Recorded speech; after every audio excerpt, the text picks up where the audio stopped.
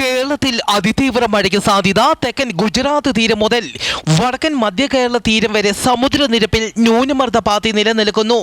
കേരളത്തിൽ അതിതീവ്ര മഴയ്ക്ക് സാധ്യതയുള്ളതിനാൽ കോഴിക്കോട്, വയനാട് ജില്ലകളിൽ ഇന്ന് റെഡ് അലർട്ട് പ്രഖ്യാപിച്ചു.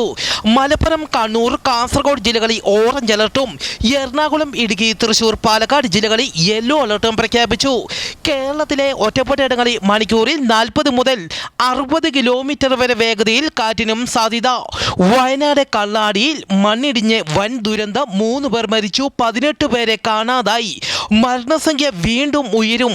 വയനാട് കള്ളാടി തുരങ്കപാത നിർമ്മാണ മേഖലയ്ക്ക് സമീപമാണ് അപകടമുണ്ടായത്. കേരളത്തിൽ ഒറ്റപ്പെട്ട തീവ്ര മഴയ്ക്ക് സാധ്യതയുള്ളതിനാൽ അപകട മേഖലകളിലേക്ക് സമീപം താമസിക്കുന്നവർ കൂടുതൽ ജാഗ്രത പാലിക്കുക. മലയോര മേഖലകളിലേക്കുള്ള രാത്രി യാത്രകൾ ഒഴിവാക്കുക.